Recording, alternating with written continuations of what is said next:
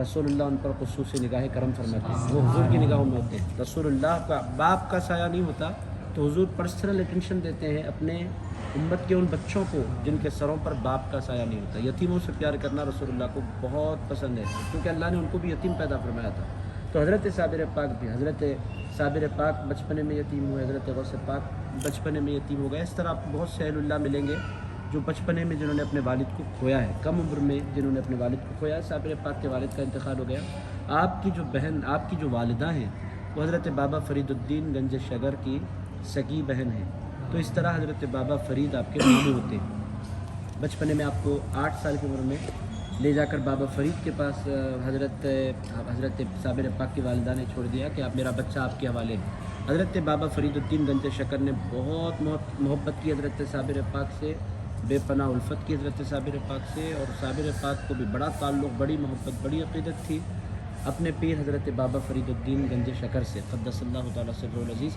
میں بہت تفصیل سے آپ کی خدمت میں نہیں عرض کرتا ہوں، 2-4 امپورٹنٹ باتیں عرض کرتا ہوں، بات ختم کرتا ہوں۔ حضرت بابا فرید الدین گنج شکر کی خدمت میں آپ رہے۔ حضرت بابا فرید الدین کے پاس لنگر چلا کرتا تھا۔ لنگر کا جو کانسیپٹ آپ کو ہندوستان میں ملتا ہے، اولیاء اللہ کے پاس یہ کانسیپٹ قدیم ہے، مگر اس کو ریوائیو کرنے والے ہندوستان میں حضرت بابا فرید الدین گنج شکر ہیں۔ ہندوستان میں غریب نواز کے پاس بھی لوگ آتے تھے، مگر باضابطہ وقت مقررہ پر باورچیوں کو مقرر کر کے کھانے کا نظم کرنا بابا فرید الدین گنج شکر کا کارنامہ تھا۔ بابا فرید الدین گنج شکر نے سوچا کہ صابر پاک کو کھانے پینے سے کوئی زیادہ دلچسپی نہیں ہے، لنگر ان کے حوالے کر دیں تو یہ اطمینان سے کھانا بھی کھاتے رہیں گے، لوگوں کو کھلاتے بھی رہیں گے۔ بلایا، ارشاد فرمایا، صابر آج سے لنگر تمہارا ہے اور تم نگرانی کرو گے۔ 12 سال کے بعد حضرت نگرانی برابر چل رہی، کام برابر چل رہا ہے، بابا فرید کو کوئی ٹینشن ہی نہیں ہوا۔ 12 سال کے بعد حضرت بابا فرید الدین گنج شکر رحمۃ اللہ علیہ نے دیکھا تھا تو بہت کمزور، بہت ناتواں اور بہت کمزور، بہت ناتواں نظر آئے۔ تو حضرت صابر پاک سے بابا فرید نے پوچھا، تمہاری حالت دن بدن اس قدر کمزور ہوتی کیوں جا رہی ہے؟ کیا کچھ کھاتے پیتے نہیں؟ حضرت بابا فرید نے فرمایا، جی نہیں، 12 سال ہو گئے میں نے کچھ نہیں کھایا۔ تو انہوں نے ارشاد فرمایا، پھر میں نے تو تمہارے حوالے لنگر کر دیا تھا۔ کہنے لگے، لنگر تو آپ نے کھلانے کے لیے کیا تھا، میرے حوالے کھانے کے لیے تو نہیں کیا تھا، لنگر میں کیسے کھا سکتا ہوں، آپ نے مجھے کھلانے کی ڈیوٹی دی تھی۔ تو حضرت بابا فرید الدین گنج شکر نے فرمایا، علاء الدین، آج سے تمہارا نام صابر ہے، تم نے بڑا صبر کیا ہے۔ اور یہ آپ دیکھیں، 12 سال تک نہیں کھائے بغیر نہ آپ زندہ رہ سکتے ہیں نہ میں زندہ رہ سکتا۔ ایک وقت کا کھانا نہیں ملے تو انسان کا موڈ بگڑ جاتا ہے، 2 وقت کا نہیں ملے تو پھر مارم پیٹی پر انسان آ جاتا ہے۔ حضرت صابر پاک 12 سال تک نہیں کھائے کا مطلب یہ سیدھی سیدھی کرامت ہے، وہ کرامت کے علاوہ اس کو کچھ نام دے ہی نہیں سکتے۔ انسان زندہ ہی نہیں رہ سکتا بغیر کھائے کے۔ انہوں نے ہو سکتا ہے پانی وغیرہ پی لیا، مگر کھانا ایک دانہ انہوں نے نہیں کھایا۔ حضرت صابر پاک اس عمر کو پہنچ چکے تھے کہ اب نکاح ہونا ہے۔ 8 سال کی عمر میں وہ بابا فرید کے پاس آئے، 12 سال کی عمر میں انہوں نے لنگر لے لیا اپنے نگرانی میں، 24 سال کی عمر ہو گئی ہے۔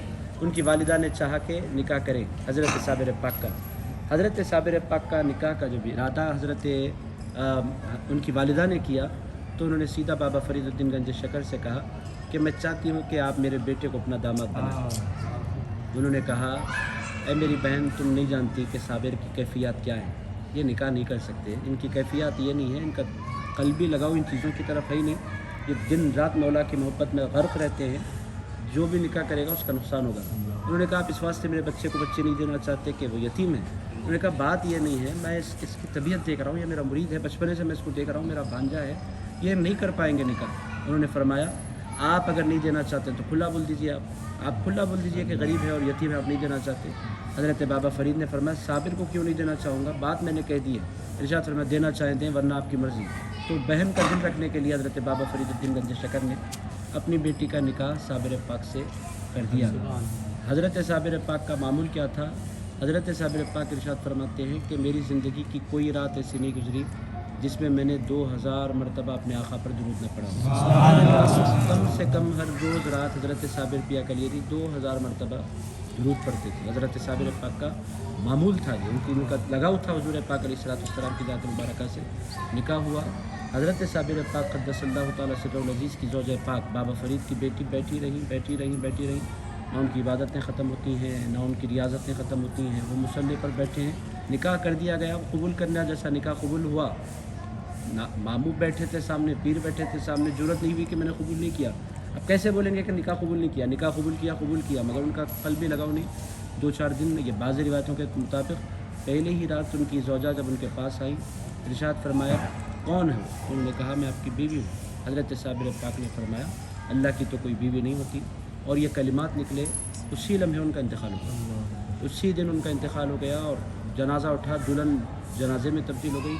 बाबा फरीदुद्दीन गंज शकर को इत्तला मिली, बेटी का इंतकाल हुआ और साबिर पाक की जलाल की वजह से हुआ। हज़रत बाबा फरीदुद्दीन गंज शकर ने फरमाया कसूर साबिर का नहीं है, कसूर साबिर की कैफियत का है। उनको कैफियत है, उनकी जलाल उनके अंदर था, मैं जानता था कि ये होगा। तो हज़रत बाबा फरीद पीर की साहिबजादी इनके जलाल की वजह से आप अंदाज़ा लगाएं हज़रत साबिर पाक इसीलिए इस दरबार में आए तो इंसान के अंदर हैबत होनी चाहिए, इधर उधर देखे बगैर अदब के साथ, डिसिप्लिन के साथ हाज़िरी देकर निकल जाने में ही भलाई है। चूँकि हज़रत साबिर पाक जलाली वाक़ है, आप हिंदुस्तान भर में अपने जलाल की वजह से जाने जाते हैं। जलाल हज़रत साबिर पाक का, हज़रत बाबा फरीद की साहिबजादी हज़रत साबिर पाक की जलाल की वजह से दुनिया से तशरीफ़ ले गई। हज़रत साबिर पाक के एक साहिबजादे हज़रत साबिर पिया कलियरी फरमाया करते थे कि मैं जब इबादत में रहूं मुझे डिस्टर्ब ना किया करूं। मगर चूँकि वो कज़िन भी थे, दोस्त भी थे और पीरज़ादे भी थे, तो साबिर पाक से उनकी मोहब्बतें थी, बार बार डिस्टर्ब करते थे। एक दिन जलाल से देखा, हज़रत बाबा फरीद के बेटे इंतकाल कर गए। हज़रत साबिर पाक के बाबा फरीद के साहिबजादे यानी पीरज़ादे का इंतकाल हो गया हज़रत साबिर पाक की जलाल की वजह से। मगर बाबा फरीद ने कभी कोई गिला नहीं किया। बाबा फरीद फरमाया करते थे कि साबिर के अंदर जलाल है ही ऐसा, उनकी नज़रों में कहरे अल्लाह ताला के जलाल का वो मज़र है। तो इसीलिए ये दरबार आप देखिए, शैतान जो सरेंडर होते हैं हज़रत साबिर पाक के जलाल की वजह से सरेंडर होते हैं। और आपको मैं बताऊँ, हज़रत बाबा फरीदुद्दीन गंज शकर ने हज़रत निज़ामुद्दीन औलिया महबूब इलाही को अपना खलीफा बना, अपना जानशीन और वारिस ऐलान फरमाया। हज़रत साबिर पाक को नहीं, उसकी वजह भी यही थी कि हज़रत साबिर पाक जलाली बहुत हैं और सिलसिले को लेकर चलने के लिए थोड़े से जमाल वाली शख्सियत की ज़रूरत थी। हज़रत निज़ामुद्दीन औलिया महबूब इलाही आपको पूरे जमाल के पैकर नज़र आएंगे। आप वो महबूब हैं और उनके अंदर आप देखेंगे कि नरमी नज़र आती है। उनके दरबार में भी आप देखें, इस दरबार में आप देखें तो आपको जलाल नज़र आएगा।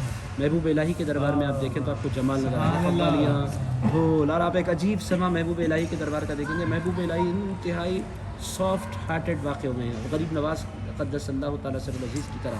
हज़रत साबिर पाक बहुत जलाल वाक़े हुए हैं। और अज़ीज़ान गिराम क़द्र जलाल और जमाल दोनों आप पूरे उरूज पर अगर आपको किसी ज़ात में नज़र आती हैं तो गौसे पाक का कमाल यह है कि जलाल भी, चूँकि वो साबिर पाक के परदादा हैं, जलाल भी उनका ऐसा है कि आप बोले। और फिर जमाल अगर आप देखें तो फिर जमाल की भी वही कैफियत हैं। करम फरमाते हैं। डॉक्टर सुहेल अहमद क़ाज़ी साहब हाजिर हुए थे गौस पाक के दरबार में, ऐसा महसूस होता है कि बस इससे बड़ा जमाली कोई दरबार नहीं। और जलाल भी अपनी जगह है। तो हज़रत साबिर पाक के ये चंद बातें मैंने आपकी खिदमत में रखी, चूँकि आपको अंदाज़ा हो, आप अपने पीर की बेटे की जान ले लेना, बेटी की जान ले लेना। हज़रत साबिर पाक मस्जिद तशरीफ़ लाए। हज़रत साबिर पाक अपने पीर के हुक्म पर कलियर का इलाक़ा देकर हज़रत बाबा फरीद ने आपको यहाँ भेजा। जामा मस्जिद तशरीफ़ लाए। शहर का जो रईस था उस ज़माने में वो आया, तो हज़रत बाबा फरीद अपने फ़कीरों के साथ, क्योंकि ये फ़कीरों से बहुत मोहब्बत करते थे, हमेशा फ़ुक़रा साथ रहते थे, तो फ़कीरों के साथ, गरीबों के साथ एक टीम, वो फ़कीरों के साथ पहली सफ़ में हज़रत बाबा कलिया का हज़रत साबिर पाक तशरीफ़ फरमा हुए। तो रईस आया शहर का, उसने आकर कहा इनको उठाओ। हज़रत साबिर पाक ने उसकी तरफ देखा, देख कर इरशाद फरमाया मैं अगर रुक जाऊँगा तो फिर मस्जिद बैठ जाएगी, ज़रा सोच लो। उसने कहा मस्जिद कैसे बैठेगी, मस्जिद कैसे बैठेगी? इरशाद फरमाया चलो चलते हैं। हज़रत साबिर पाक बाहर निकले और इरशाद फरमाया ए मस्जिद, मैं तो सजदे में नहीं गया, तू सजदे में चली जा। देखते ही देखते मस्जिद बैठ गई और पूरे शहर में हंगामा हो गया कि साबिर पाक का जलाल का आलम यह है। तो हज़रत साबिर पाक को गैर मामूली आप देखेंगे कि जलाली वाक़े हुए हैं। मस्जिद बैठ जाने का मतलब उनके हुक्म पर इससे ये भी अंदाज़ा होता है कि उनकी ज़बान में अल्लाह ने वो असर रखा है, जो कहते हैं वो जाया करता है। उस ज़माने के जो गौस हैं उनका नाम हज़रत निज़ामुद्दीन औलिया महबूब इलाही ने बयान नहीं फरमाया, मगर इरशाद फरमाते हैं कि गौस वक्त के पास हज़रत बाबा फरीद ने इम्तिहान की खातिर साबिर पाक को भेजा, जाकर मुलाकात करो और उनसे पूछो कौन सा इलाका मुझे अलॉट करते हैं। हज़रत बाबा फरीदुद्दीन गंज शकर ने साबिर पाक के इम्तिहान की खातिर भेजा, इस वक्त के गौस फुला हैं, उनके पास जाना। गौस का मतलब हर ज़माने में वलियों का एक सरदार होता है, हर ज़माने में जो सरदार होता है वलियों को उसको गौस कहते हैं। उस ज़माने में जो गौस थे हज़रत बाबा फरीद ने फरमाया फुला हैं, उनके पास जाना, मेरा सलाम कहना और उनसे कहना कि कौन सा इलाका वो मुझे आपको अता कर रहे हैं, जाओ। हज़रत साबिर पाक पहुँचे उनके पास, जाकर बैठे उनके पास, तो उन्होंने इतना लाइट लिया, कई देर बहुत देर तक बात नहीं की। حضرت صابر پاک کا جلال بڑھنے لگا، چونکہ اگنور انہوں نے کیا تھا۔ حضرت صابر پاک قدس اللہ تعالیٰ سر العزیز بہت خاموش بیٹھے رہے، چونکہ پیر نے بھیجا تھا، کچھ بولے نہیں۔ اس کے بعد جو خط بھیجا تھا وہ خط ان کی خدمت میں پیش کر دیا اور ارشاد فرمایا کہ میرے پیر بابا فرید نے مجھے بھیجا ہے، اور یہ ارشاد فرماتے ہیں کہ آپ مجھے کون سا علاقہ دیں گے، ہندوستان کا کون سا علاقہ؟ انہوں نے فرمایا علاقہ سنبھال بھی پاؤ گے؟ ہے اتنی، ان کو نہیں پتا کہ صابر پاک یہ کیفیت کے حامل ہیں، ان جانتے ہیں کہ یہ ہیں، انہوں نے نام یقینی طور پر صابر پاک کی دھوم مچی تھی، مگر ان کو اندازہ نہیں تھا۔ ارشاد فرمایا سنبھال پاؤ گے کوئی علاقہ؟ کہنے لگے آپ میرے صبر کا امتحان نہ لیں۔ ارشاد فرمایا کیا کرو گے آپ؟